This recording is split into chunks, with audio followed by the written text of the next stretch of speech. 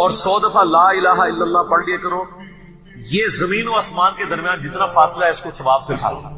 سب لا الہ الا اللہ کے پھر برابری کون کر سکتا ہے؟ وہ حدیث بطاقہ ہے نا، کاغذ کے پرزے والی حدیث جامع ترمذی میں، ایک شخص کے 99 دفاتر گناہوں کے کھولے جائیں گے تو اللہ تعالیٰ فرمائے گا میں کسی کے ساتھ ناانصافی نہیں کرتا۔ دوسری طرف ایک کاغذ کا ٹکڑا ڈالا جائے گا جس پہ لا الہ الا اللہ لکھا ہو۔ وہ شخص کہے گا یہ ٹکڑا کیا کر سکتا ہے؟ بس وہ رکھنے کی دیر ہوگی، وہ پڑھنا بھاری ہو جائے گا۔ اللہ کے نام سے تو وزنی کوئی چیز نہیں ہو سکتی، اسے کہتے ہیں کاغذ کے پرزے والی حدیث، اس کے لیے جنت کا حکم ہو جائے گا۔ لا الہ الا اللہ کا مقابلہ نہیں۔ الہ عربی میں الہن کہتے ہیں ایسی ہستی کو جس کو پوجا جائے، جس کی عبادت کی جائے، جو عبادت کے لائق ہو، اور ظاہر ہے کہ اس میں ایسی کوالٹیز ہونی چاہیے جو کسی اور میں نہ ہو، کیونکہ باقی سب نے اس کے سامنے سر تسلیم خم کرنا ہے۔ اللہ تعالیٰ کی کچھ کوالٹیز ایسی ہیں جو کسی اور میں ہو ہی نہیں سکتی، اور کچھ کوالٹیز ایسی ہیں جو اللہ تعالیٰ مخلوق کو اپنی طرف سے تفویض کسی حوالے سے فرما دیتا ہے، جیسے سمع و بصارت ہمیں بھی عطا کی ہوئی، اللہ بھی دیکھتا سنتا ہے، وہ باقی جو ڈفرینسز ہیں وہ تو اپنی جگہ، لیکن کچھ کوالٹیز ایسی ہیں جو عطائی بھی نہیں ہے۔ ان میں سے ایک کوالٹی جو ہے وہ الہ والی، معبود۔ الہن عربی میں کہتے ہیں جس کو پوجا جائے، اور عربی زبان میں جب الف لام ساتھ لگ جاتا ہے تو وہ خاص ہو جاتا ہے۔ جیسے عربی میں سٹی، انگلش میں سٹی کہتے ہیں شہر کو، کوئی بھی شہر ہو سکتا ہے، جب دی سٹی ہوگا تو خاص شہر ہوگا۔ عربی میں مدینہ ہر شہر کو کہا جاتا ہے، لیکن جب ہم المدینہ کہتے ہیں اس سے مراد مدینہ المنورہ ہوتا ہے، جہاں پہ ہمارے محبوب صلی اللہ علیہ وآلہ وسلم کی قبر مبارک ہے۔ اسی طریقے سے الہ تو جھوٹے بنائے ہوئے لوگوں کے موجود ہیں، قرآن حکیم میں جھوٹے الہوں کا بھی ذکر ہے۔ الہ یہی ہے اللہ، اللہ کے جو ورڈ کس طرح بنا الہ، ٹھیک ہے نا، وہ عربی لنگوسٹک کی وجہ سے پھر یہ جڑ کے اللہ بن جاتا ہے، یعنی دی اونلی الہ، جس کو پوجا جائے۔ اور ظاہر ہے اس کی ایسی کوالٹیز ہیں جو کسی اور کی نہیں ہے، اور وہ کوالٹیز کیا ہیں؟ وہ سورۃ الاخلاص میں آئی ہیں۔ قل هو اللہ احد، اے نبی صلی اللہ علیہ وآلہ وسلم فرما دیجئے کہ وہ اللہ ایک ہے، یکتا ہے، یونیک ہے، ایک نہیں ہے بلکہ یکتا ہے، ایسا یونیک کہ اس کے ہم پلے کا کوئی نہیں ہے۔ اللہ الصمد، وہ بے نیاز، اس کو کسی کی پرواہ نہیں ہے، ہاں سب اسی کے اوپر ڈیپینڈنٹ ہے۔ لم یلد ولم یولد، اس نے نہ کسی کو جنا نہ اس سے کوئی جنا گیا، یعنی اللہ تعالیٰ ہمیشہ سے ہے۔ اور اس کے اوپر میرا ایک یوٹیوب پہ کلپ بھی آپ دیکھ سکتے ہیں، ہو کریٹڈ گاڈ، اللہ کو کس نے پیدا کیا۔ لاکھوں لوگ یوٹیوب پہ لکھ چکے ہیں۔ پروفیسر رچرڈ ڈاکنز نے جو کتاب لکھی تھی The God Delusion، اس میں اس نے جو ایک سوال کیا تھا کہ اللہ کو کس نے پیدا کیا، میں نے اس کا میتھمیٹیکل آنسر دیا ہے، اور اس کے بعد پھر اسی میتھمیٹیکل آنسر کو میں نے بتایا کہ یہی چیز تو سورۃ الاخلاص کے اندر بیان ہوئی ہے۔ تو اللہ تعالیٰ سے نہ کوئی پیدا ہوا، نہ اس نے کسی کو جنا، نہ وہ خود کسی سے جنا گیا، جس کو ہم آسان طور پہ کہتے ہیں کہ نہ وہ کسی کا باپ ہے نہ کسی کا بیٹا۔ وَلَمْ يَكُنْ لَهُ كُفُوًا أَحَدٌ، اور اس کی ٹکر کا کوئی نہیں ہے، اس کے پائے کا کوئی ہے ہی نہیں ہے۔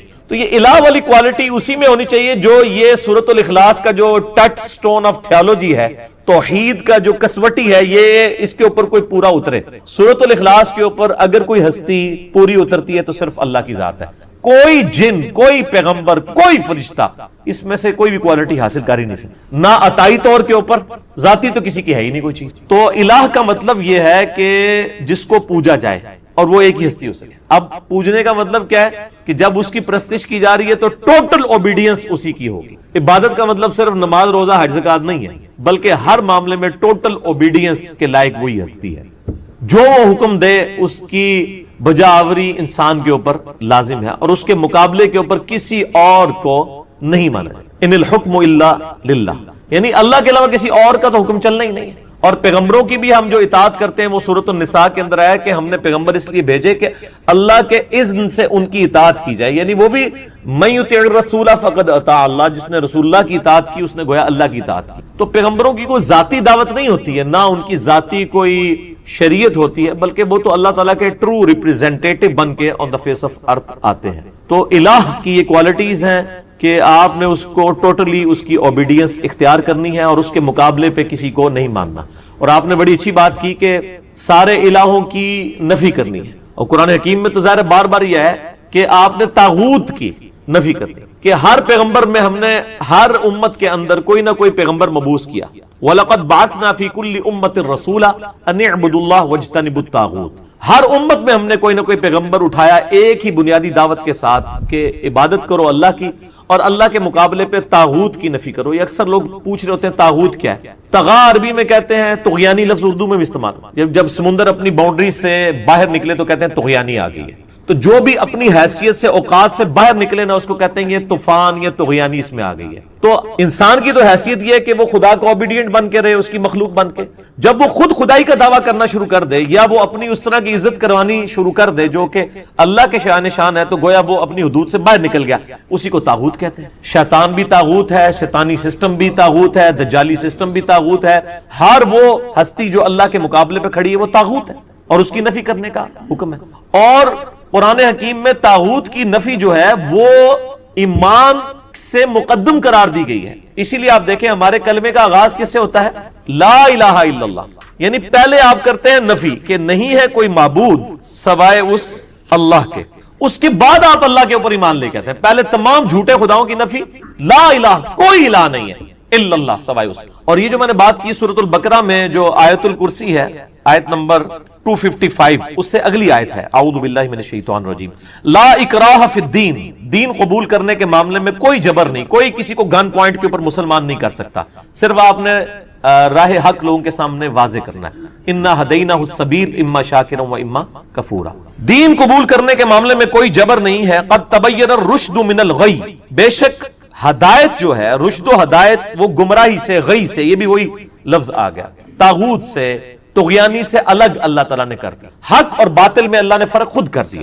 فَمَن يَكْفُرْ بِالطَّاغُوتِ، تو جو کوئی کفر کرے گا طاغوت کا، وَيُؤْمِن بِاللَّهِ، اور ایمان لائے گا اللہ پر۔ اللہ پر ایمان لانے سے پہلے آپ نے اللہ کے مخالفین کا کفر کرنا ہے۔ وہ جو ڈاکٹر اقبال کا بھی ایک شعر ہے نا، کافروں کے کافر اور کافر خدا ہمارا، وہ کافر خدا کیا، یعنی ہر مسلمان کافر بھی ہے۔ کس چیز کا کافر؟ کافر کہتے ہیں عربی میں انکار کرنے والے کو، اللہ کے مقابلے میں جتنے کھڑے ہوئے ہیں ان کا کفر کرتے ہیں ہم، اور کفر پہلے آیا ہے۔ فَمَن يَكْفُرْ بِالطَّاغُوتِ، جو کوئی کفر اختیار کرے گا طاغوت کا، اللہ کے مخالفین کا، وَيُؤْمِن بِاللَّهِ، اور ایمان لائے گا اللہ پر۔ یہ وہ لا الہ، لا پہلے ہے، الا اللہ بعد میں، لا الہ الا اللہ۔ اچھا یہ مجھے یاد آیا، وہ اگلے دن میں وہ ایک ٹی وی کے اوپر دیکھ رہا تھا، وہ بلوچستان میں کوئی ٹائر شاپ دکھا رہے تھے، اس ٹائر شاپ کا نام رکھا ہوا تھا لا الہ ٹائر شاپ۔ یہ تو کلمات کفر ہے، اور یہ بچوں کو بھی اکثر وہ سکھا رہے ہوتے ہیں، بیٹا پڑھو لا الہ لا الہ۔ چھوٹا بچہ تو پورا جملہ پڑھ ہی نہیں سکتا، تو بچوں کو لا الہ نہیں سکھانا چاہیے، بچوں کو صرف اللہ سکھانا چاہیے۔ لا الہ سے تو نفی ہو جائے گی، لا الہ الا اللہ تو وہ کہہ ہی نہیں سکے گا بہت چھوٹا بچہ۔ چھوٹے بچوں کو صرف اللہ سکھائیں، جب وہ بچے جملہ بولنے کے قابل ہو جائیں تو پھر آپ کہیں لا الہ الا اللہ۔ تو آپ لوگوں کا ذرا لیول دیکھیں کہ وہ میں نے وہ ٹائر شاپ دیکھ رہا تھا، لا الہ ٹائر شاپ۔ چلو آپ نے ٹائر شاپ کا نام رکھنا ہے تو لا الہ الا اللہ رکھے نا، تو لا الہ کے تو مطلب ہے کوئی الہ نہیں ہے، یہ تو کلمات کفر ہے۔ تو اکثر ہی کہتے ہیں وہ لا الہ پڑھو جی، لا الہ پڑھو جی، لا الہ نہیں پڑھو، لا الہ الا اللہ پڑھو۔ اللہ دے بندے ہو، عقل بھی استعمال کرو۔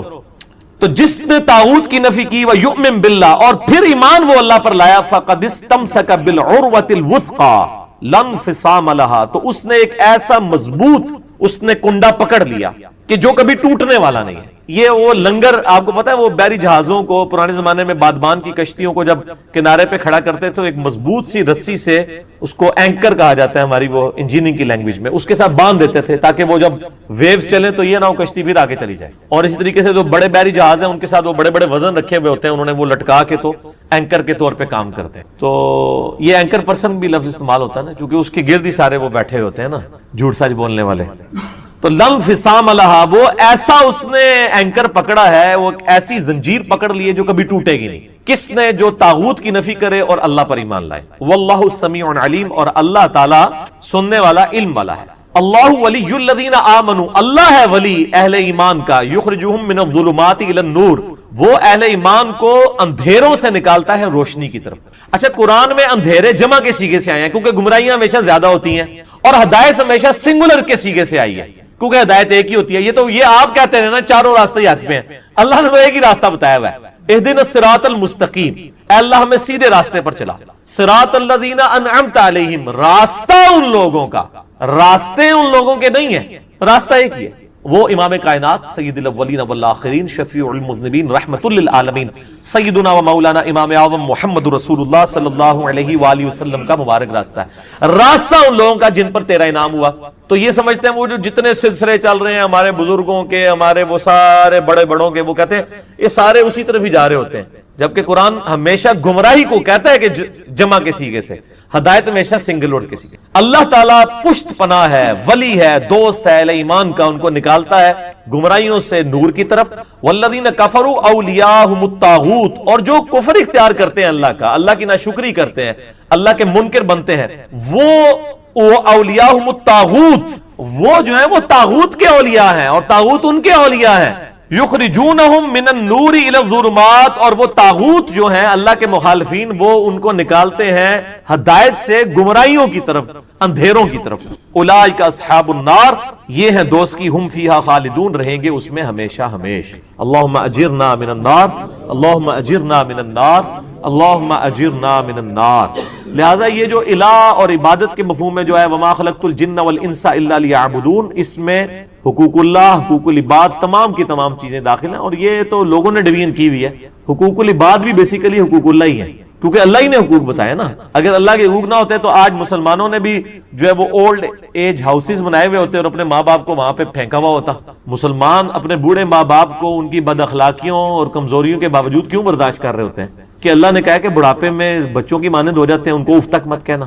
ادروائز تو اگر انسانی طور پہ جو کچھ انگریز کر رہے ہیں جانوروں والا سلوک، وہی ہم لوگ بھی کر رہے ہوتے ہیں نعوذ باللہ، تو یہ فرق بھی نہیں کرنا چاہیے۔ اچھا، پھر اس میں مجھے وہ حدیث بھی یاد آ گئی، بخاری اور مسلم کی متفق علیہ حدیث ہے۔ اس کا ٹچ سٹون پھر کیا ہے؟ ٹھیک ہے کہ آپ صلی اللہ علیہ وآلہ وسلم نے فرمایا اس شخص نے ایمان کی حلاوت چکھ لی جس میں 3 نشانیاں ہوں گی۔ نمبر 1، اللہ اور اس کا محبوب صلی اللہ علیہ وآلہ وسلم اسے پوری دنیا میں سب سے بڑھ کر محبوب ہو جائے۔ نمبر 2، اس کی دوستی اور دشمنی کا معیار اللہ کی ذات، الحب للہ والبغض للہ، محبت بھی اللہ کے لیے اور دشمنی بھی۔ اور تیسری نشانی یہ کہ کفر کی طرف لوٹایا جانا اس کے لیے اتنا ہی مشکل ہو جائے گا جتنا آگ میں جلایا جانا، یعنی وہ آگ میں جلنے کے لیے تیار ہو جائے گا، ایمان نہیں چھوڑے گا۔ جب اس لیول پہ کوئی پہنچے گا تو وہ مومن ہوگا۔ باقی تو سارے پھر دودھ پینے والے مجنو ہیں، وہ شعر و شاعری کرنے والے، نعتیہ شعر پڑھنے والے مسلمان ہیں، وہ پریکٹیکل مسلمان تو اور ہے، یا وہ جو میں اکثر کہتا ہوں کہ وہ پاکستان کے شناختی کارڈ میں مسلمان ہے۔ اللہ کے حضور شناختی کارڈ جو ہے وہ ڈیفرنٹ ہے۔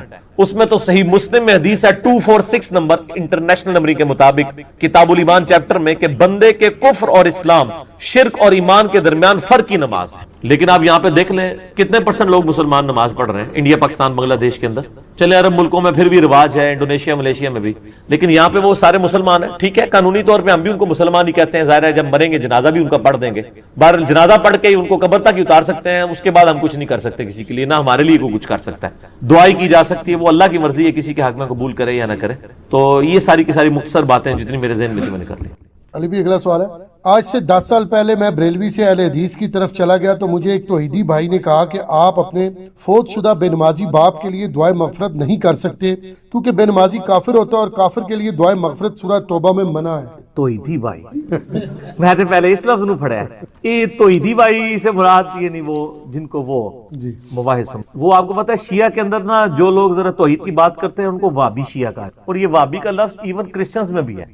کرسچنز میں جو یہ کیتھولک ہے نا وہ پروٹیسٹنٹ کو وابی کہتے ہیں کیونکہ وہ بت پرستی کے، بت لٹکانے کے خلاف ہیں۔ تو وہ میں نے ایک وہ ویڈیو کے اندر وہ حیدر بھائی کے لیے کہہ دیا کہ ہمارے ایک بھائی ہیں وہ مواحد ہیں اہل، وہ کہتے ہیں جی منو تو لوگ میسج کر رہے ہیں ایسی مشرک ہیں۔ تو میں نے کہا بات یہ کہ جب شیعہ کے ہاں خود اسٹیبلش ہے کہ ایک وابی شیعہ ہوتے ہیں اور دوسرے سادہ شیعہ ہوتے ہیں، ان کو میں نے نام دیا سنی شیعہ، ایک وابی شیعہ ہوتے ہیں ایک سنی شیعہ ہوتے ہیں۔ تو وہ وابی شیعہ ان کو کہتے ہیں جو یا علی مدد کے حوالے سے جو ہے نا اس کے غلط مفہوم کو نہیں لے کے جاتے، صحیح والے مفہوم کو، جس طرح جواد نقوی صاحب نے بھی ایک کلپ چڑھایا کہ یا علی مدد کا مطلب ہے کہ سیدنا علی نے جو علمی خدمات کی ہم ان کے علم سے استفادہ کریں، ٹھیک ہے، اس کا یہ مطلب نہیں ہے کہ ان سے وہ خدائی والا رشتہ رکھیں۔ جیسے وہ کہتے ہیں کہ جب انہوں نے بڑی پیاری مثال دی، انہوں نے کہا جب میرے یعنی گھر کی ٹوٹی خراب ہوگی تو میں یا علی مدد نہیں کہوں گا، میں پلمبر کو بلاؤں گا۔ زبردست۔ تو انہوں نے کہا جب آپ، کیونکہ حضرت علی کی یہ فیلڈ نہیں ہے، حضرت علی کی فیلڈ علم ہے، اور علم وہ انہوں نے آگے نہیں سکھانا، وہ اپنا علم نہج البلاغہ کی شکل میں جو ان کے پاس موجود ہے، ہمارے ہاں بھی یعنی جو ان کے اقوال موجود ہیں اس کی شکل میں دے کے گئے ہیں، تو یہ علی مدد کا ہی مفہوم ہے۔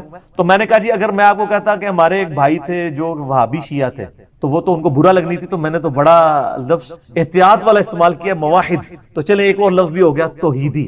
توحیدی بھائی، سر یہ جو توحیدی بھائی نے آپ کو مشورہ دیا نا، یہ غلط دیا ہے. یہ توحیدی بھائی جو ہے نا، یہ بڑے خطرناک ہیں اس حوالے سے، اور یہ اتنے خطرناک ہیں کہ ان کے ماں باپ میں سے اگر کوئی بریلوی یا کوئی دیوبندی ہو تو یہ تو اپنے ماں باپ کے جنازے بھی نہیں پڑھتے، اور کہتے ہیں کہ یہ مشرک ہے. اور مشرک، سر کلمہ گو مشرک اور کافر مشرک میں فرق ہے. کلمہ گو مشرک کی تکفیر نہیں ہو سکتی جب تک کہ کفر بوا اس کے اندر نہ پایا جاتا. میرا حالیہ دنوں میں ایک کلپ چڑھا ہے، میں سمجھتا ہوں میری زندگی میں ایک اہم ترین کلپ ہے، میں تکفیر کیوں نہیں کرتا. اس میں نے کئی ایک دلائل دی کہ جو بندہ اللہ رسول آخرت کو مانتا ہے، ختم نبوت کو، قرآن کو مانتا ہے، اپنی گمراہیوں کے باوجود آپ کلمہ گو مشرک یا بدعتی یا گمراہ تو اسے کہہ سکتے ہیں، کافر نہیں کہہ سکتے. چونکہ کافر نہیں کہہ رہے تو آپ اس کے لیے دعائے مغفرت کریں گے. نماز نہ بھی پڑھتا ہو تب بھی کریں گے، کیونکہ نماز نہ پڑھنے والا عملاً کافر ہے، عقیدے میں کافر نہیں ہے. وہ صحیح مسلم کی حدیث ہے 246 کہ نبی علیہ السلام فرمایا بندے کے کفر اور اسلام کے درمیان فرق نماز ہے. لیکن یہ جو فرق ہے نماز والا، یہ عملاً ہے کہ ظاہر ہے کہ کافر جو ہے وہ نماز نہیں پڑھتا، مسلمان نماز پڑھتا ہے. لیکن ایک بندہ اللہ رسول کو مان رہا ہے، آخرت کو مان رہا ہے، اور نفس کی وجہ سے نماز نہیں پڑھ رہا، اس کو عقیدے میں آپ کافر کس طرح کہہ دیں گے؟ جس کے جرم کی جتنی انٹینسٹی آپ اتنی ڈیفائن کریں گے.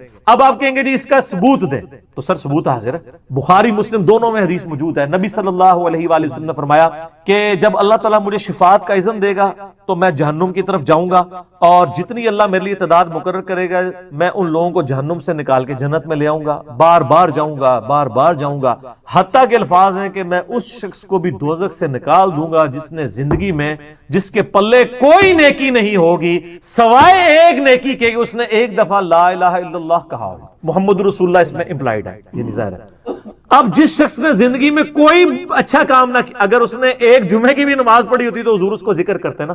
فرمایا اس میں الفاظ ہیں بخاری مسلم میں کہ سوائے ایک دفعہ صدقے دل سے لا الہ الا اللہ محمد رسول اللہ پڑھنے کے اس نے کوئی نیک کام نہیں کیا ہوگا. تو وہ عملاً اس کا مطلب ہے پکا کافر ہے. اگر اس نے نماز، روزہ، حج، زکات کی ہوتی تو حضور اس کا بھی ذکر کرتے.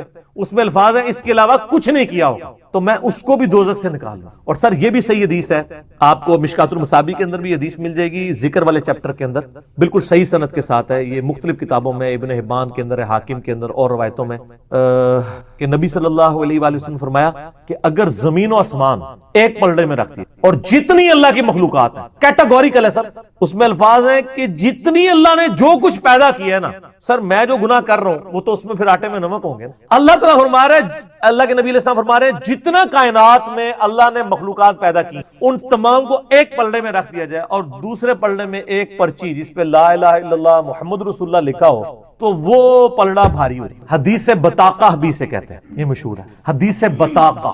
اس کو کاغذ والی حدیث کہتے ہیں. یہ صحیح سند سے ہے، اس سے شیخ البانی، شیخ زبیر لیزئی اور باقی محدثین یعنی کہتے ہیں کہ یہ حدیث بطاقہ اس چیز کا ثبوت ہے کہ جس نے ایک دفعہ بھی کلمہ پڑھا ہے ایک نہ ایک دن اپنا عذاب بھگت کے. سر لیکن وہ عذاب تو پھر کچھ سوچ بھی نہیں سکتے. ہم تو 10 سیکنڈ کے لیے موم بتی کے فلیم کے اوپر ہاتھ نہیں رکھ سکتے. 10 منٹ کے لیے دوزخ کا عذاب. بخاری مسلم کی حدیث ہے کہ نبی صلی اللہ علیہ وآلہ وسلم نے فرمایا جہنم کی آگ اس زمین کی جو آگ ہے اس سے 70 گنا زیادہ تیز ہے. ادھر کسی کو کہا جائے کہ ایک نماز چھوڑنے پہ، فجر کی نماز چھوڑنے پہ فجر سے زور تک ایک جلتے ہوئے تندور میں الٹا لٹکایا جائے گا، وہ کہے گا جی توبہ، اور آخرت کے لیے کہہ دیتے ہیں وہ جی خیر ہے پھر ہی لگے گا. یہ کہانی ہے. یہ بھی جس طرح علماء کہانیاں کراتے ہیں نا، اس طرح پبلک نے بھی کہانیاں کرائی ہیں. یہ پبلک کی کہانی ہے. کبھی امیجن نہیں کر رہے ہوتے اس کو.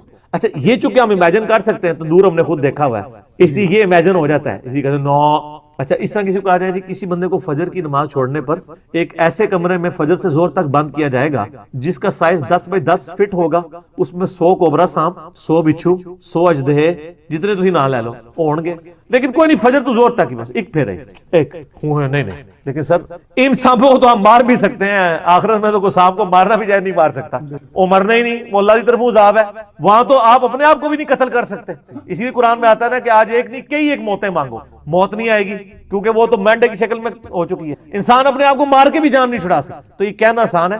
لہذا یہ جو آیت ہے نا سورہ التوبہ کے اندر کہ کسی مومن کے لیے اور مومنہ کے لیے جائز نہیں ہے، سورہ توبہ کے بالکل اینڈ پہ یہ آیات آتی ہیں کہ وہ اپنے مشرک رشتہ داروں کے لیے دعائیں مغفرت کریں بعد اس کے کہ ان پہ یہ بات کھل چکی ہو کہ وہ مشرک تھے اور پھر ساتھ ہی اللہ تعالیٰ نے فرمایا کہ ابراہیم علیہ السلام نے جو اپنے مشرک باپ کے لیے دعا کی تھی تو وہ اس وعدے کے سبب تھی جو انہوں نے گھر سے نکلتے وقت سورہ مریم میں آتا ہے نا کہ میں تیرے لیے دعائے مغفرت کروں گا، اور جب ابراہیم کو پتا چلا تو ابراہیم علیہ السلام نے ان کے لیے دعا کرنا چھوڑ دی۔ یہ ساری یعنی یہ پوری یہ میں نے آیات کا ترجمہ پڑھا، سورہ توبہ کا آخری رکوع پڑھ لیں، اسی پہ میرا ایمان ابی طالب والا ایک کلپ بھی ریکارڈڈ ہے، لاکھوں لوگوں نے دیکھا ہے، مسئلہ 98 ایمان والدین مصطفیٰ صلی اللہ علیہ وآلہ وسلم اور ایمان ابی طالب کے اوپر، اس میں نے انہی آیات کے کانٹیکسٹ میں ڈیٹیل گفتگو کی تھی۔ لہٰذا جو کلمہ گو ہے میرے بھائی اس کا جنازہ بھی پڑھیں اور اس کے لیے دعائے مغفرت بھی کریں، آپ کی دعاؤں کی ضرورت ہے۔ سنن ابن ماجہ میں حدیث ہے ایک شخص کے یعنی مرنے کے بعد اللہ تعالیٰ اس کو اس کے درجات بلند کرتا ہے، تو وہ بندہ پوچھتا ہے اے اللہ میں نے تو یہ نیکی نہیں کی ہے،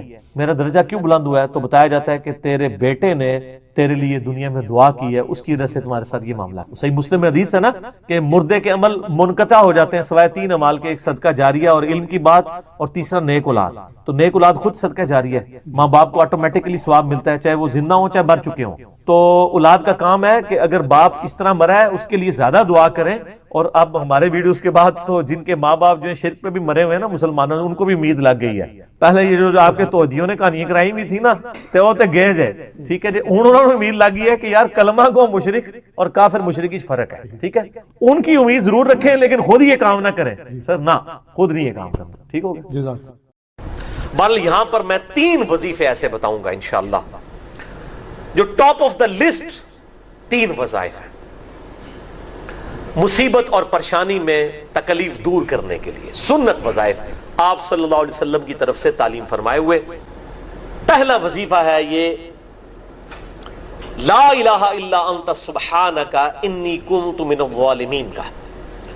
لا الہ الا انت سبحانک، نہیں ہے کوئی معبود سوائے تیرے اور تو تو پاک ہے اللہ، تو غلطی کر ہی نہیں سکتا۔ انی کنت من الظالمین، بے شک میں ہی خطا کار ہوں، میں ہی ظلم کرنے والا ہوں، میں ہی غلطی کرنے والا ہوں۔ جامعہ ترمذی میں انٹرنیشنل نمبر کے مطابق 3505، مشکات میں 2292 نمبر یہ حدیث ہے، اور قرآن حکیم میں تو ہم پڑھ چکے ہیں سورۃ الانبیاء آیت نمبر 87 اور 88 میں آپ صلی اللہ علیہ وسلم نے ارشاد فرمایا کہ یونس علیہ السلام نے مچھلی کے پیٹ میں اپنے رب کو ان الفاظ کے ساتھ پکارا تھا، لا الہ الا انت سبحانک انی کنت من الظالمین، اور پھر آپ صلی اللہ علیہ وسلم نے فرمایا کہ جو کوئی شخص اپنے کسی بھی معاملے میں کسی بھی پریشانی میں اس دعا کے ذریعے اللہ کی طرف متوجہ ہو، اللہ تعالیٰ اس کی دعا کو قبول فرما لیتا ہے۔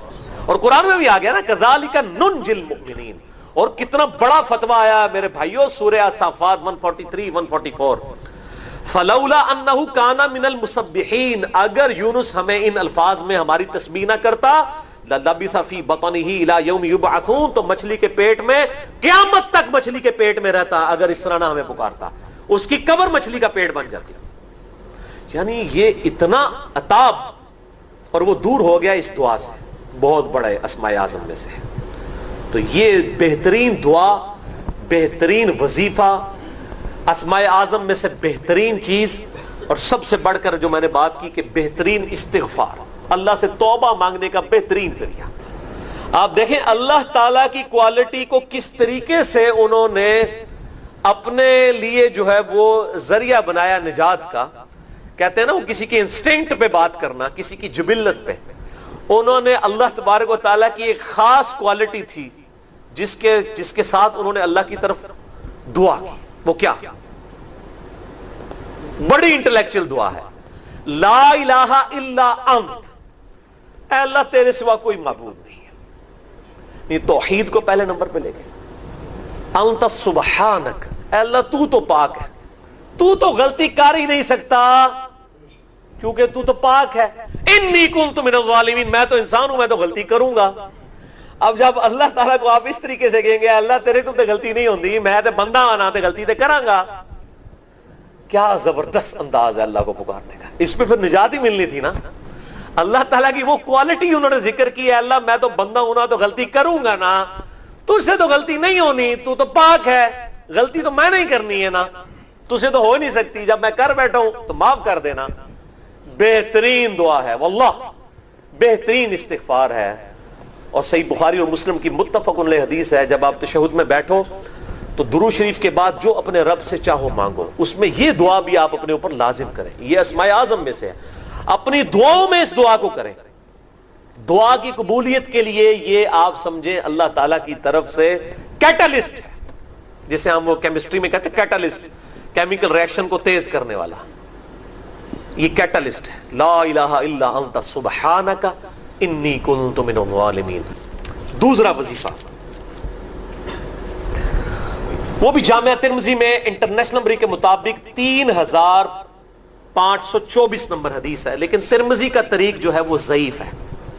یہ میں پہلے بتا دوں، امام ترمذی نے ساتھ لکھا ہے یہ روایت کمزور ہے، لیکن ضروری نہیں ہوتی کہ روایت اگر ترمذی میں کمزور ہے تو کہیں اور وہ روایت صحیح نہیں موجود ہے۔ اس کی صحیح سند المستدرک للحاکم میں انٹرنیشنل نمبر کے مطابق 1862 نمبر موجود ہے، اور سنن نسائی الکبریٰ میں 10492 نمبر ہے، اور مشکات میں بھی 2454 نمبر حدیث ہے انٹرنیشنل نمبر کے مطابق۔ تو صحیح سند المستدرک للحاکم اور سنن نسائی الکبریٰ کے اندر موجود ہے،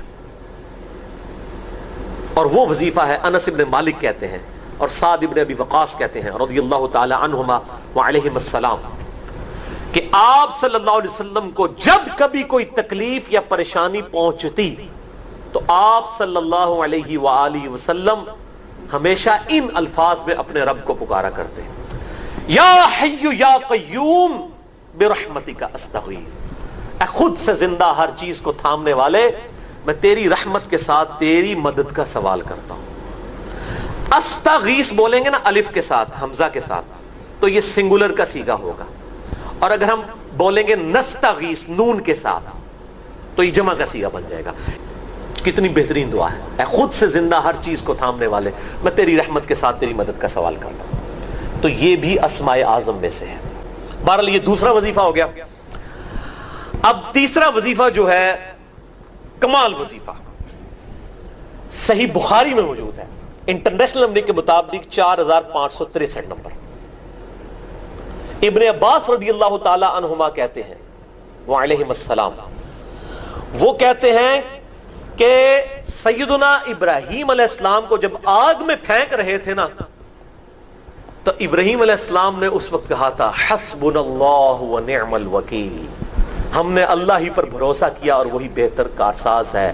اور تمہارے نبی صلی اللہ علیہ وسلم کو بھی جب مصیبت اور پریشانی آتی تھی وہ بھی پڑھا کرتے تھے حسبنا اللہ ونعم الوکیل، ہم نے اللہ ہی پر بھروسہ کیا اور وہی بہتر کارساز ہے۔ اس کے اندر وہ شعر جو بنا دیا نا، نعم المولا ونعم النصیر، ویسے الگ سے آیت ہے، الگ سے آیت ہے، لیکن یہ شعر نہیں بنانا، بس اتنا ہی وظیفہ ہے، حسبنا اللہ ونعم الوکیل۔ اور یہ جو انہوں نے کہا کہ نبی صلی اللہ علیہ وسلم بھی یہ کہتے تھے، اس کا ذکر الحمدللہ قرآن میں بھی موجود ہے، اس سے بھی بڑھ کر سورہ آل عمران کی 173 نمبر آیت میں ہے کہ جب نبی صلی اللہ علیہ وسلم اور اہل ایمان کو یہ خبر پہنچی کہ کافر ان کے خلاف سازشیں کر رہے ہیں، تو نبی اور اہل ایمان نے پکارا حسبنا اللہ ونعم الوکیل۔ تو حسبنا اللہ ونعم الوکیل قرآن کی آیت بھی ہے، اور یہ ہے وہ آیت، وظیفہ قرآن میں آیا ہوا ہے، یہ آل عمران 173 اور صحیح بخاری 4563۔ اور مجھے بڑا وجد آیا کہ ابراہیم علیہ السلام کو جب آگ میں پھینکنے لگے تھے، انہوں نے اس وقت اللہ کو ان الفاظ کے ساتھ پکارا حسبنا اللہ ونعم الوکیل۔ اچھا، یہ جتنے بھی وظیفے ہیں نا میرے بھائیوں، ان کا فائدہ اسی وقت ہے جب آپ کو ترجمہ بھی ان کا آتا ہوگا، ورنہ آپ روزانہ جتنی مرضی تسبیح کھینچتے رہے کوئی فرق نہیں پڑے گا۔ اس لیے میرا ایک پرسنل مشورہ ہے کہ جب بھی یہ وظیفے پڑھیں نا آپ، اردو ترجمہ بے شک آتا بھی ہونا، ایک دفعہ اپنی زبان میں اس کو ریپیٹ کریں، یعنی آپ پڑھیں حسبنا اللہ ونعم الوکیل، میں نے اللہ ہی پر بھروسہ کیا اور وہی بہتر کارساز ہے۔ آپ دیکھیں یہ صوت القرآن چینل میں جب وہ عربی چل رہی ہوتی ہے، جیسے ہی وہ مراج الدین خان کا ترجمہ شروع ہوتا ہے نا، کیسے کب کبھی تاری ہو جاتی ہے، کیونکہ ہماری زبان میں بات ہو رہی ہوتی ہے نا۔ عربی ایویں تو نہیں قیام اللیل میں رو رہے ہوتے ہیں، ان کی زبان میں بات ہو رہی ہوتی ہے، اپنی زبان کا اثر ہوتا ہے۔ اسی طریقے سے آپ لا الہ الا انت سبحانک انی کنت من الظالمین، یا حسبنا اللہ ونعم الوکیل، یا حی یا قیوم برحمتک استغیث، جو بھی وظیفے پڑھیں نا، ایک دفعہ ان وظیفوں کو جب آپ الگ سے دعا مانگ رہے ہوں، اس وقت اس کو آپ اپنی زبان میں بھی دہرائیں۔ اور اس کے لیے کوئی تسبیح نہیں کھینچنے کی ضرورت کہ آپ نے اتنے 100 دفعہ پڑھنا ہے، تسبیح تو ویسے ٹھیک ہے، وہ آپ استعمال کر سکتے ہیں، لیکن آپ چلتے پھرتے اٹھتے بیٹھتے ہر وقت جس حالت میں بھی، اور صحیح مسلم میں حدیث ہے کہ کہ یہ جو وظائف ہیں ان کے لیے تو کوئی وضو بھی کیا غسل بھی پروٹوکول نہیں ہے. اب عائشہ کہتی ہیں نبی صلی اللہ علیہ وسلم حالت جنابت میں بھی اللہ کو یاد کر لیا کرتے تھے. صحیح مسلم میں حدیث موجود ہے جنابت والے چیپٹر میں، ہر حال میں اللہ کو یاد کرتے تھے. اور جو قرآن میں بھی دعائیں یا اذکار آئی ہیں نا، جب آپ حالت جنابت میں بھی اس کو کریں گے نا تو اس پہ قرآن کا حکم نہیں لگے گا. جامعہ ترمذی اور ابو داؤد میں جو حدیث ہے کہ حضرت علی کہتے ہیں نبی صلی اللہ علیہ وسلم کو حالت جنابت کے علاوہ کوئی اور حالت قرآن پڑھنے سے مانے نہیں ہوتی تھی، تو اس سے مراد قرآن کی تلاوت ہے. اگر قرآن کی دعائیں جیسے ہیں بسم اللہ الرحمن الرحیم، یہ بھی تو قرآن ہے، سبحان اللہ بھی تو قرآن ہے، الحمدللہ بھی تو، یہ اذکار جو ہے نا جب آپ اذکار کی نیت سے پڑھو گے پھر یہ قرآن نہیں شمار ہوں گے، ذکر شمار ہوں گے. اور اس کے لیے نہ وضو پروٹوکول ہے اور نہ غسل کا ہونا ضروری ہے. ہر حال میں اللہ کو یاد کریں. خود آپ محسوس کر رہے ہو. محسوس سے مراد یہ نہیں ہے کہ 10 نمازی دیر تک سن رہے ہیں، نہیں، محسوس سے مراد ہے کہ آپ کو فیل ہو رہا ہے کہ آپ کو اپنی زبان سے پڑھ رہے ہیں. اس طریقے سے جانور قربان کرنا ہے تو تکبیر اتنی آواز سے کہنی ہے کہ آپ کے کان خود سن رہے ہو. جو اوبلیگیٹری چیزیں ہیں وہ اللہ تعالیٰ نے زبان کے ساتھ جوڑی ہوئی ہے. زبان کا ذکر بہرحال دل کے ذکر سے افضل ہے. باقی ریاکاری والا جو ایشو ہے وہ ہر شخص کا ایک پرسنل معاملہ ہے، کسی کے اوپر ہم فتویٰ نہیں لگاتے. لیکن جو اللہ تعالیٰ نے اوبلیگیٹری نمازیں رکھ دی ہیں وہ تو اتنی اعلانیاں رکھی ہوئی ہیں کہ خود بخود ریاکاری کا چانس ہے، تو وہ ریاکاری نہیں ہے. بعض اوقات شیطان کسی کو وسوسہ دلاتا ہے میں جماعت سے نماز پڑھوں گا یا مسجد میں زیادہ دیر بیٹھوں گا تو باقی لوگ کہیں گے کہ جی یہ لوگ بڑا نیک ہو گیا ہے تو اس سے میرے دل میں تکبر آ جائے گا. یہ شیطانی وسوسہ ہوتا ہے نہ، اس طرح نہیں سوچنا کبھی بھی. آپ نے خالص رہنا ہے. صحیح مسلم میں حدیث ہے صحابہ کرام نے کہا یا رسول اللہ بعض اوقات ہم نیکی کا کوئی کام کرتے ہیں حالانکہ پوری نیک نیتی سے کر رہے ہوتے ہیں، یہ نیت نہیں ہوتی کہ لوگ ہماری تعریف کریں، لیکن پھر بھی لوگ تعریف کر دیتے ہیں اور وہ ہمیں اچھی بھی لگتی ہے. ظاہر تعریف کسے بری لگتی ہے، تو کیا یہ ریاکاری ہے؟ آپ نے فرمایا نہیں، یہ ریاکاری نہیں ہے، بلکہ یہ دنیا میں اللہ تعالیٰ کا انعام ہے اپنے بندے کے لیے کہ کسی بندے کی تعریف کوئی کرتے. لیکن دوسری طرف نبی علیہ السلام نے اس بندے کے لیے یہ کہا ہے کہ کسی کے منہ پہ ایسی تعریف نہیں کرنی ہے کہ وہ تکبر کے اندر مبتلا ہو جائے. جس کی ہو رہی ہے اس نے خواہش کا اظہار نہیں کرنا کہ لوگ میری تعریف کریں. تو یہ باریک سے فرق ہوتے ہیں جس کی وجہ سے بعض اوقات شیطان، میں نے کئی لوگوں کو سنا ہے کہ جی ہم نے داڑھی رکھ لی تو پھر لوگ مسائل پوچھیں گے، لوگ ہمیں نیکوکار کہیں گے، اس لیے جی ہم داڑھی نہیں رکھ رہے. پھر وہ قرآن و حدیث سے سب سے بڑی دلیل دینا شروع کر دیتے ہیں کہ ڈاکٹر اقبال کی بھی داڑھی نہیں تھی. قرآن و حدیث ان کے نزدیک یہ ہے کہ ڈاکٹر اقبال کی داڑھی نہیں تھی اور پوری زندگی ڈاکٹر اقبال کو یاد کرتے کرتے مر جاتے ہیں. اللہ کے نبی علیہ السلام کو پسے پش ڈال دیتے ہیں. کئی لوگ ہیں وہ کہتے ہیں کہ جی وہ جی ہاں نبی علیہ السلام خواب میں زیارت کروا کے خود منو ایک بار بھی کہہ دینا میں داڑھی رکھ لینی ہے. تو میں ان کو کہتا ہوں وہ 1400 سال پہلے کہہ کے گئے ہیں بھائی. اور اس سے بھی بڑھ کر اللہ قرآن میں کہہ گیا سورہ النساء کی آیت نمبر 119 کہ یہ شیطان کا راستہ ہے، کہ شیطان کہے گا. اس نے یہ وعدہ کیا تھا اپنے رب کے ساتھ وَلَآمُرَنَّهُمْ فَلَيُغَيِّرُنَّ خَلْقَ اللَّهِ، اے اللہ میں تیری مخلوق کو ابھاروں گا کہ وہ تیری بنائی ہوئی تخلیق کو بدل دیں گے. تو یہ تخلیق اللہ نے دی تھی مرد کے لیے. اتنی داڑھی رکھنا کہ جسے عرف عام میں داڑھی کہا جائے یہ مرد کے لیے اوبلیگیٹری. تو ہر بندے نے کوئی نہ کوئی اپنے لیے لیم ایکسکیوز رکھا ہوا ہوتا ہے. تو میں ان کو بھی کہتا ہوں بھائی 1400 سال پہلے حکم ہو چکا ہے بھائی، اب کس حکم کا آپ انتظار کر رہے ہیں. تو بعض اوقات شیطان یہ بھی وسوسہ دلاتا ہے کہ جی اگر میں جماعت سے نماز پڑھوں گا تو لوگ کہیں گے یہ بڑا نیکوکار ہے لہٰذا میں گھر میں ہی پڑھ لوں. نہیں بھائی، جو فرض چیزیں وہ آپ نے حکم پہ عمل کرنا ہے، اپنی عقل کو اس میں دخل نہیں دینی. اب داڑھی بھی سامنے نظر آ رہی ہے، داڑھی تو ظاہر چہرے پہ رکھی جائے گی نا، پیٹ میں تو صرف بزرگوں کی داڑیاں ہوتی ہیں، ہاں بابوں کی، اور جو کتابوں کے ماننے والے ہیں ان کی داڑھی تو باہر ہوتی ہے، وہ تو سامنے رکھنی ہوگی. اسی طریقے سے نماز بھی لوگوں کے سامنے ہی پڑھنی پڑے گی جماعت سے. یہ تو ہو ہی نہیں سکتا کہ آپ کہ میں نے جماعت سے نماز نہیں پڑھنی ہے، گنہگار ہوں گے. یہ مرد کے لیے میں کہہ رہا ہوں، عورت تو ظاہر ہے اس کے لیے تو حکم ڈفرینٹ ہے. تو یہ چیزیں اللہ تعالیٰ نے اپنی یاد کے لیے دیکھیں کتنے الارمز فٹ کیے ہوئے ہیں، ہمیں کتنے سگنل پورے دن میں ملتے ہیں. انسان اللہ تعالیٰ سے اپنے آپ کو بے نیاز کر ہی نہیں سکتا. میں ایک ہسٹری چینل کے اوپر یا نیشنل جغرافک پہ ایک ڈاکومنٹری دیکھ رہا تھا. ایک کوئی نان مسلم تھا تو وہ مختلف مسلمان اسکالرس کے پاس نا امریکہ میں انٹرویو کرنے جا رہا تھا کہ ہمیں آپ ریلیجن کے بارے میں بتائیں کہ اسلام کیا ہے. تو وہ امریکہ میں ایک شیعہ عالم تھے، ینگ تھے. اس سے جب اس نے سوال کیا نا کہ اسلام کیا ہے تو اس نے کہا اسلام خدا کے گرد سینٹرڈ ہے، بس کہ ہر وقت خدا آپ کے سامنے ہونا چاہیے. یہ اسلام کی بیسک ڈیفینیشن ہے. واقعی اسلام یہی بات ہے. اسلام کیا ہے؟ ٹو سبمٹ یور ول، اللہ کے سامنے سر تسلیم خم کرنا. اچھا اب یہ بات مجھے بھی پتا، لیکن جب میں نے اس بندے کے منہ سے یہ بات سنی نا، پھر میں نے غور کرنا شروع کیا. اس نے کہا کہ ہر وقت اللہ آپ کے سامنے ہونا چاہیے. تو پھر میں نے سوچا واقعی یار اسلام تو ہے ہی سینٹرڈ اراؤنڈ گاڈ ہے. صبح سے لے کر شام تک ہر چیز خدا کے گرد گھومتی ہے. صبح اٹھ کے آپ پہلا جملہ کیا بولتے ہیں؟ الحمدللہ الذی احیانا بعدما اماتنا والیہ النشور. تمام تعریفیں اس اللہ کے لیے جس نے مرنے کے بعد مجھے دوبارہ سے زندہ کر لیا اور میں نے لوٹ کے اسی کی طرف جانا ہے. آخرت کا ذکر بھی ساتھ ہی ہے. یہ تلوار جو ہے نا یہ ہر وقت لٹکی رہے گی. آپ دیکھیں دنیا میں جتنی دعائیں ہو رہی ہوتی ہیں نا، آخرت کا موت کا ذکر ساتھ پیرلل میں آ رہا ہوتا ہے کہ تیاری سٹارٹ ہی صبح کیا ہو رہا ہے، اے اللہ موت کے بعد زندگی دی ہے اور پھر میں نے مر کے تیرے پاس ہی آنا ہے جو آخری موت ہے جس کے بعد میں نے اٹھنا بھی کوئی نہیں، پھر قیامت میں ہی اٹھنا ہے. یہ سٹارٹ ہو رہا ہے. نماز پڑھیں گے، وہ تو ذکر کی اعلیٰ ترین چیز، واقعی میں الصلاۃ لذکری، میری یاد کے لیے نماز کو قائم رکھنا. اور نماز کے بعد بھی اذکار، نماز کے اندر بھی اذکار.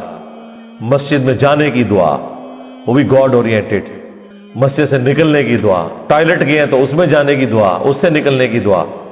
پھر گھر سے نکلے ہیں پھر اللہ کو یاد کر کے نکلے ہیں. جہاں جا رہے ہیں اپنا کوئی کام سٹارٹ کر رہے ہیں تو اللہ کے نام سے سٹارٹ کر رہے ہیں. اور ساتھ یہ ٹینشن لگی ہوئی ہے کہ فجر تو پڑھ لی ہے، اب زور کا وقت اتنے بجے ہے. اپنے آپ شیڈیول کو سیٹ کرتے ہیں تاکہ میں جماعت سے نماز پڑھ سکوں. تو بس جو یہ شیڈیول طے کر رہا ہے نا، وہ بھائی فجر سے لے کے زور تک نماز کی حالت میں ہے، کیونکہ وہ نماز کے انتظار میں بیٹھا ہے. نماز کے انتظار میں بیٹھنے کے لیے مسجد میں بیٹھنا ضروری نہیں ہے. کوئی اپنے آفس میں بھی بیٹھا ہے نا اس انتظار میں کہ میں نے نماز کے لیے جانا ہے، وہ نماز کے انتظار میں بیٹھا ہوا ہے. پھر نماز کا وقت آ جانا ہے، پھر بازار میں جانے کی دعا، سواری پہ بیٹھے ہیں تو اس پہ دعا. وہ ساری دعائیں ذرا آپ پڑھیں، کوئی بزرگ بابا آپ کو ان دعاؤں میں نظر نہیں آئے گا. خدا سے شروع ہو کے خدا پہ ختم. یہ کائنات سینٹرڈ اراؤنڈ گاڈ ہے. ہماری زندگی کا مقصد خدا کی پہچان ہے. انبیاء کے دنیا میں آنے کا مقصد خدا کی پہچان ہے. ہر چیز خدا کے گرد گھومتی ہے. یہ اصل میں اللہ کو مطلوب انسان ہے جو سینٹرڈ اراؤنڈ گاڈ ہو. تو آپ اس کے ذرا ٹیسٹ کو فیل کریں.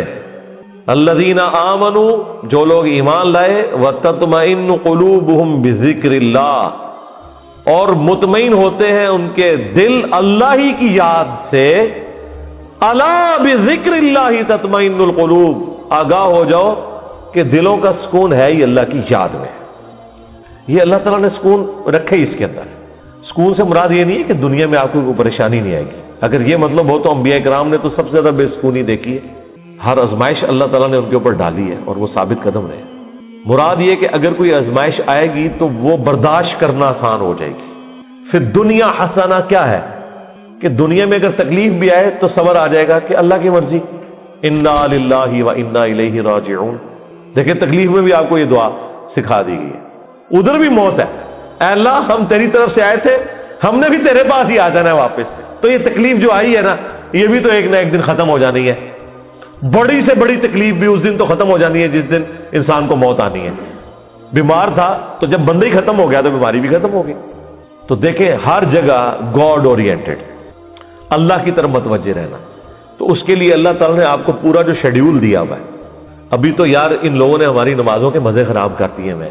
کاش آپ کے اوپر وہ دریچہ کھل جائے جو ایک بند دریچہ ہے، وہ سال میں ایک دفعہ کھلتا ہے قیام اللیل کی شکل میں.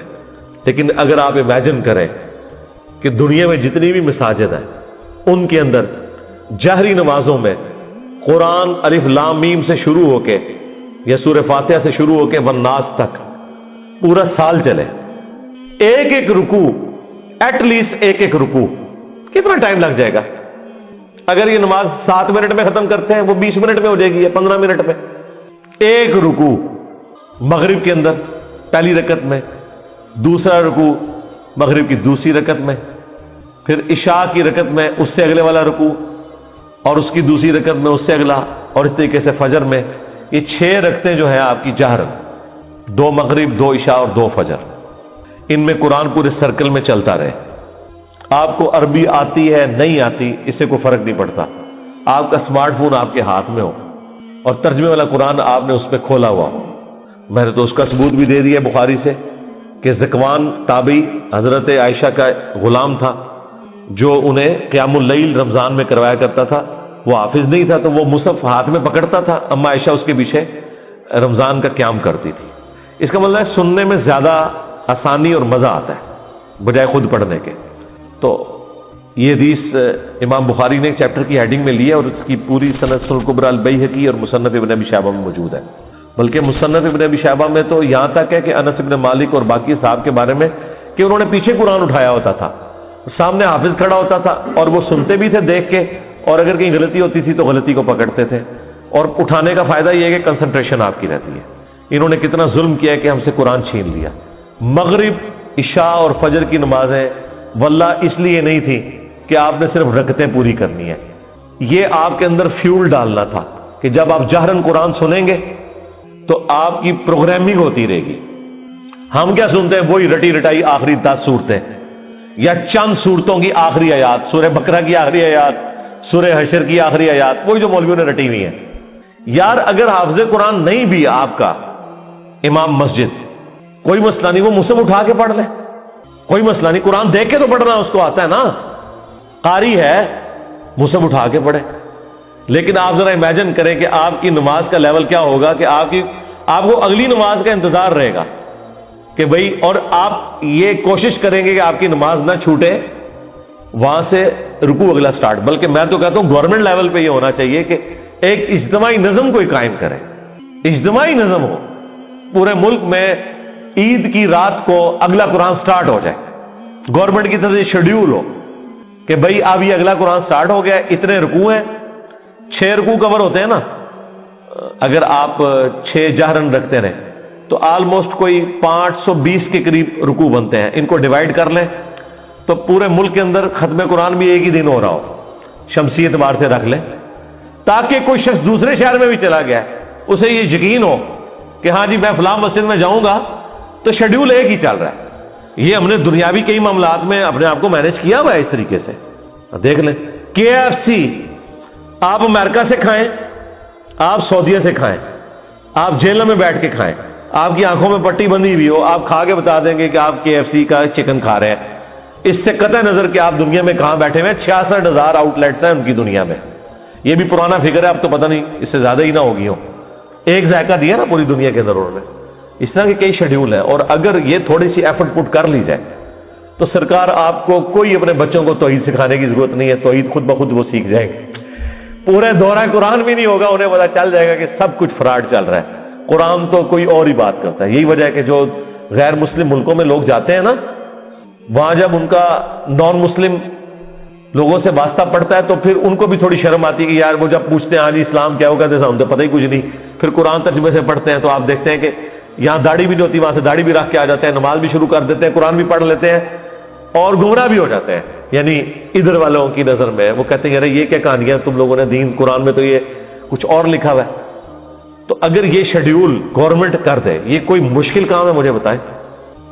چلے پردہ رکھنے کے لیے اگر کوئی جعلی حافظ بھی ہے, گورنمنٹ کہہ دے کہ ٹھیک ہے جی مصحف اٹھائیں, مصحف اٹھا کے پڑھیں, پردے کا پردہ رہ جائے گا. اگر کسی کو یہی ہے کہ میں تو حافظ بن کے یہاں بھرتی ہوا تھا, ہے کوئی نہیں تھا, کوئی مسئلہ نہیں ہے, مصحف اٹھا کے پڑھیں. پیچھے بھی لوگ ایئر فلائٹ موڈ میں دیکھیں اور ترجمے والا قرآن کھولیں. جب قرات ہو رہی ہوتی ہے اتنا آپ کو ٹائم مل جاتا ہے کہ آپ عربی اور نیچے ترجمہ بھی دیکھ سکتے ہیں. ویسے آپ اگر کوشش کریں نا کہ میں 6 رکوع روز کے ایک جگہ بیٹھ کے ترجمے سے پڑھوں, پھر پڑھ بیٹھے تو کوئی نہ کوئی کام آپ کے آڑے آ جائے گا, کوئی نہ کوئی مصروفیت آڑے آ جائے گی. اسی لیے اللہ تعالیٰ نے اس کو نماز کا حصہ بنایا ہے. یہ لوگ پوچھتے ہیں کہ جی جہرن نمازیں کیوں ہیں, لو سن لو پھر اس واسطے کہ جہرن کہ قرآن کے ذریعے پروگرامنگ آپ کی ہوتی رہے, آپ قرآن سنتے رہیں. اور ابھی تو میں آپ کو یہ بتا ہی نہیں رہا کہ نبی علیہ السلام کی نماز کتنی لمبی ہوتی تھی. فجر کی ایٹ لیسٹ 40 منٹ کی آپ کی فجر کی نماز ہوتی تھی. جی ہاں, میں تو ایک ایک رکوع کی بات کر رہا ہوں, وہاں تو پاؤ یا آدھا پارا پڑھنے کی بات ہے یا پارا پڑھنے کی بات ہے.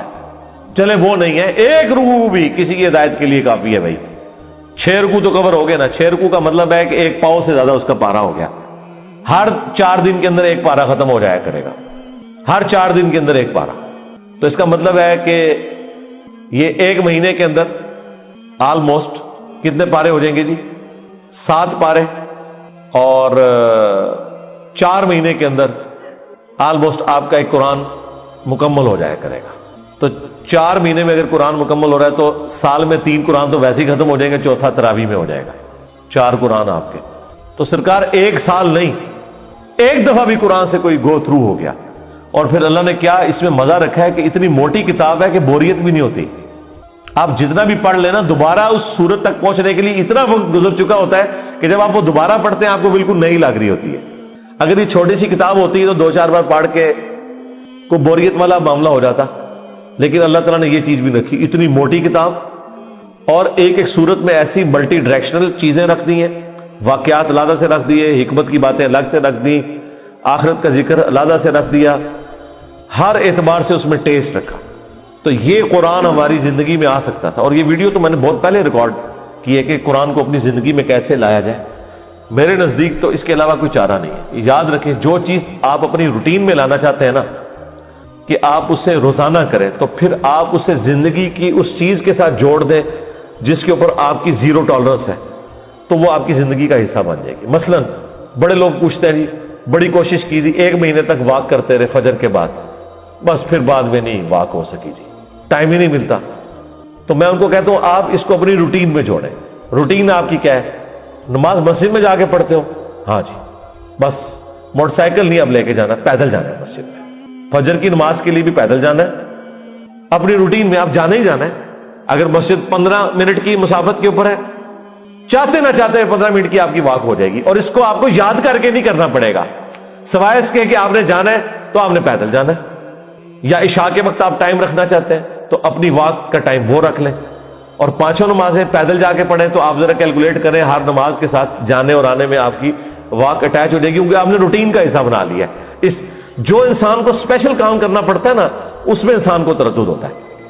لیکن جو انسان اپنی روٹین میں شامل کر لیتا ہے, بس یہ قرآن بھی میں کہتا ہوں آپ اپنی روٹین میں شامل کریں. اور اس کو شامل کرنے کا طریقہ یہی ہے کہ فرض نمازوں میں امام مسجد کی منت مارنی پڑے, کوئی مٹھی گرم کرنی پڑتی ہے اس کی, کرے اسے کہ بھائی یار چل کچھ نہیں تو فجر میں تو شروع کر یار, مغرب عشاء میں نہیں کر سکتا. میں آپ کو بتاؤں, ہمارے اسلام آباد میں پنڈی میں ایک مسجد ہے, وہ روٹین کے ساتھ پچھلے کئی سالوں سے ان کی فجر کی نماز میں آلموسٹ 1 پاؤ قرآن کور کرتے ہیں, اور پورا سال ان کا قرآن چلتا رہتا ہے. سب کو پتا ہوتا ہے کل یہاں سے شروع ہونا ہے, لوگ پڑھ کے آتے ہیں گھر سے بھی, ایک وہ اس کا ٹیسٹ فیل کرتے ہیں.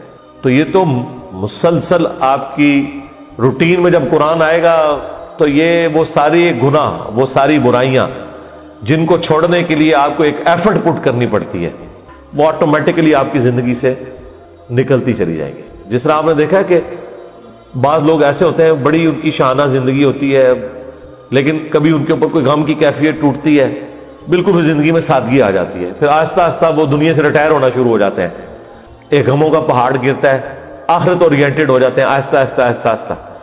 اگر آپ خدا کے ساتھ اٹیچ ہو جائیں گے, قرآن کے ساتھ اٹیچ ہو جائیں گے, تو ایٹ لیسٹ گناہ کا تو تصور بھی دور کی بات ہے, آپ اس طرف جانے کا سوچیں گے بھی نہیں, کیونکہ ہر وقت یہ آخرت کی یاد دلانے والی چیز آپ کے سر کے اوپر لٹکتی رہے گی. قرآن کی تلاوت سے دلوں کا زنگ کیوں دور ہوتا ہے؟ آخرت اورینٹڈ ہوتا ہے. تلاوت سے اس لیے کہ آپ جب قرآن کی تعلیمات کو سمجھیں گے, ذرا عربیوں کو تو تلاوت ہی کہنا تھا نا, انہوں نے تو ترجمہ نہیں کرنا تھا نا. اور تلاوت کا ایک معنی فالو کرنا بھی ہوتا ہے, ایک ہوتا ہے قرات کرنا اور ایک ہے اس کے پیچھے پیچھے چلنا. تو یہ ترجمہ والا قرآن سمارٹ فون نے تو زندگی آسان کرتی ہے. میں کہتا ہوں جی سائنس نے ہماری دنیا تو آسان کی ہے, جو ہماری آخرت آسان کرتی ہے. آپ امیجن کریں اس یوٹیوب کی برکت سے صدیوں میں جتنے لوگوں نے توحید قبول کی ہے, چند سالوں میں ہمارے پلیٹ فارم سے کر لی ہے, جو امید ہی کوئی نظر نہیں آ رہی تھی. اور یہ آپ نہ سمجھیں یہ لوگ ہیں, یہ نسلیں ہیں.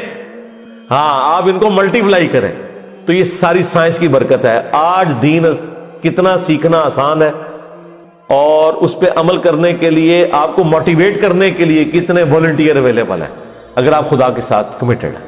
اللہ تعالی ہمیں ہر وقت اپنی یاد میں رہنے کی توفیق دے. اللہ تبارک و تعالی اپنے ذکر پہ ہمیں استقامت دے. آج کی ہم قرآن کلاس کو اس دعا کے اوپر اہتمام کرتے ہوئے اینڈ کرتے ہیں. نبی الاسلام نے حضرت معاذ بن جبل سے فرمایا تھا, جامعہ ترمذی میں اور سنن نسائی میں حدیث ہے, اے معاذ میں تم سے محبت کرتا ہوں اور تمہیں نصیحت کرتا ہوں کہ ہر فرض نماز کے بعد اس دعا کو لازم کر لینا، اللہم اعنی علی ذکرک و شکرک و حسن عبادتک۔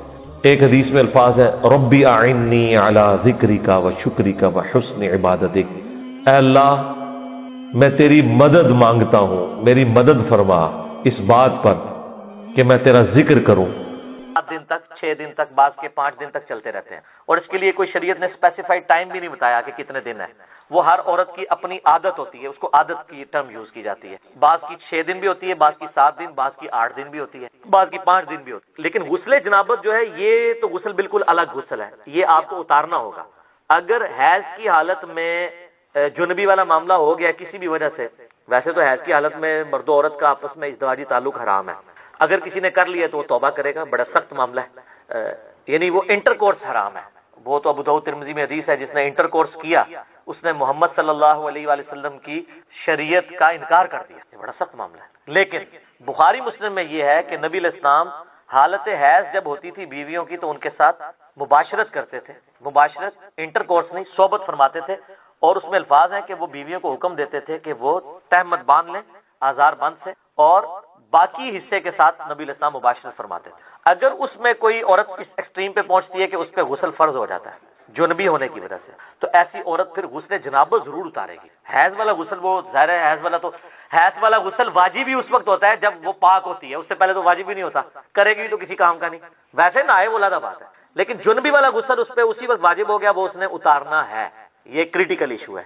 اب وہ یہ کہہ سکتے ہیں کہ جی نماز تو کوئی نہیں پڑھنی، نماز کے علاوہ بھی تو ہم نے جنبی تو نہیں رہنا، اور عموماً آپ دیکھتے ہیں اس طرح کی حالت میں عورتوں کے اوپر جنات کا حملہ بھی ہو جاتا ہے، بعض اوقات وہ کہتے ہیں جی شیاطین کا حملہ ہو گیا ہے، جادو ہو گیا ہے۔ اگر آپ ناپاکی کی حالت میں مسلسل رہیں گے اور پھر کوئی اذکار بھی نہیں کریں گے تو حملہ تو ہوگا۔ آپ تو یعنی بڑی اچھی گراؤنڈ پرووائڈ کر رہے ہیں جنات کو کہ آئیں، اس لیے صبح شام کے اذکار جو ہیں وہ جنبی نے بھی جنابت کی حالت میں بھی کرنے ہیں اور حیض والی عورت نے بھی کرنے ہیں، سوائے قرآن پاک کی تلاوت کے، کیونکہ مولا علی کا قول ہے جامع ترمذی میں کہ نبی علیہ السلام کو حالت جنابت کے سوا کوئی حالت قرآن پڑھنے سے مانے نہیں ہوتی تھی۔ لیکن یہ جو حیض والا جو معاملہ ہے یہ بھی حکمی نجاست ہی ہے، جس طرح کہ جنبی ہونا حکمی نجاست ہے، یہ حقیقی نجاست نہیں ہے، وہ خون تو ناپاک ہے ہی ہے، لیکن اس کی ایسے کوئی عورت پلید نہیں ہوگی کہ وہ بچے کو دودھ نہیں پلا سکتی، ہنڈیا نہیں پکا سکتی، لوگ کہتے ہیں نا جی یہ نہیں کر سکتی، نہیں۔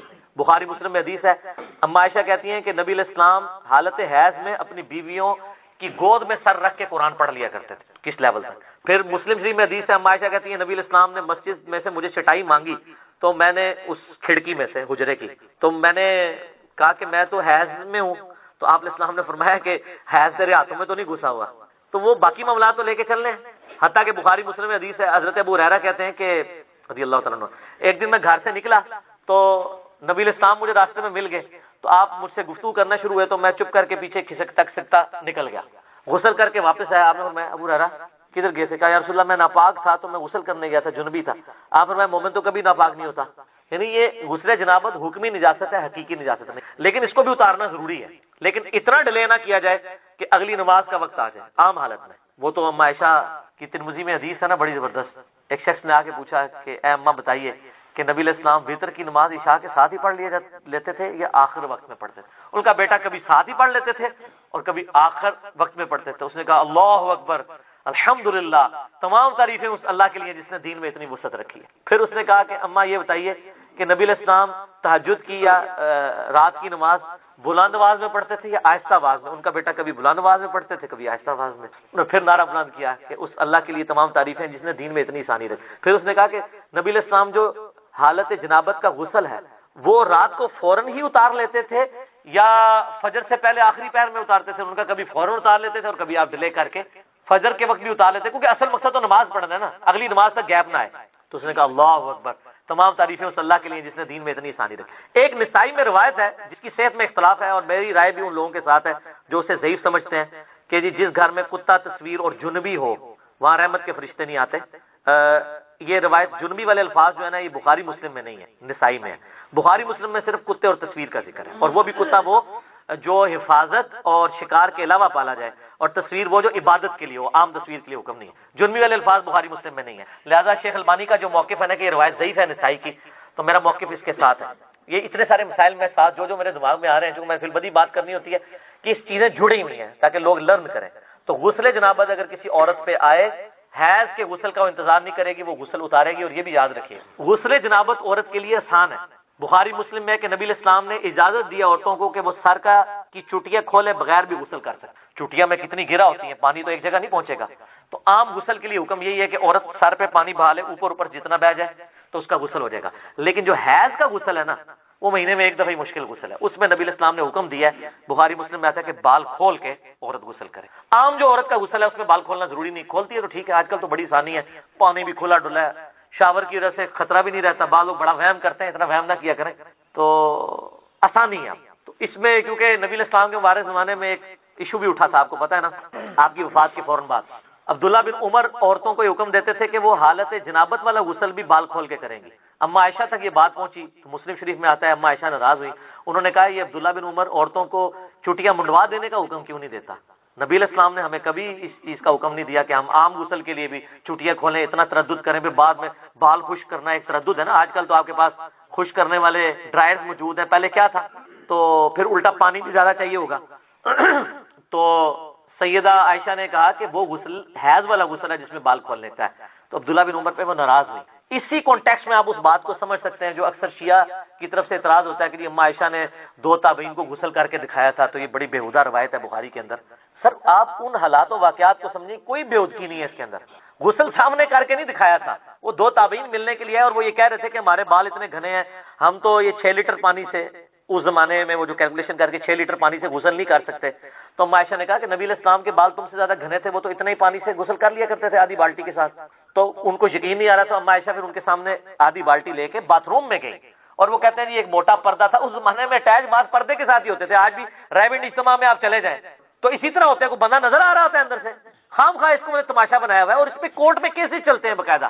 ہائی کورٹ اسلام آباد ہائی کورٹ میں میں نے خود یہ کیسز، یعنی مجھے اس لیے پتا ہے کہ یہ کتنے اس کے اوپر فتوے اور 295 سی لگانے کی کوشش کرتے ہیں. وہ شیعہ نے کہ روایت بیان کر دی تھی، سنیوں نے مقدمہ کر دیا، انہوں نے حضرت عائشہ کی توہین کر دی ہے. تو وہ پھر وہ شیعہ کا جو وکیل تھا وہ بخاری شریف لے کے گیا کہ یہ روایت بیان کر کے انہوں نے حضرت عائشہ کی توہین نہیں کی. انہوں نے کہا کہ بخاری میں توہین ہوئی ہے، تمہاری بخاری نے توہین کی ہے. تو ہمارے نزدیک تو وہ بھی توہین نہیں ہے. آپ اس کانٹیکسٹ کو سمجھیں. دین، آپ مجھے یہ بتائیے، آپ کا بچہ مسجد میں پیشاب کرے گا؟ 5-6 سال کا بچہ روک لے گا؟ نہیں کرے گا.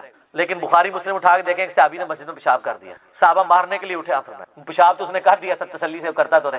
نبی علیہ السلام کے پاس آپ نے فرمایا مسجد پاک جگہ ہے، یہاں پیشاب نہیں کرتے، بات ختم. اور وہ اتنا خوش ہوا، وہ بدو تھا، پینڈو نیو مسلم تھا، وہ کہنے لگا کہ آپ کے اخلاق کتنے اعلیٰ درجے کے ہیں. اور وہ صحابہ کرام سے گلا کر رہا تھا، تم مجھے مارنے آ رہے تھے اور نبی علیہ السلام نے مجھے بچایا. اگر وہ مارتے ہو سکتا ہے اسلام ہی چھوڑ جاتا. پینڈوؤں کا کو پتا کس ٹائم دماغ، قرآن پاک میں بھی آتا ہے نا کہ جو عرابی جو ہے یہ بڑے سخت ہیں دین کی مخالفت میں، پینڈو لوگ. تو نبی علیہ السلام نے یہ سمجھا دیا. پھر آپ نے فرمایا ایک پانی کا ڈھول لاؤ، وہاں پہ بہایا، دیٹس آل، ختم معاملہ.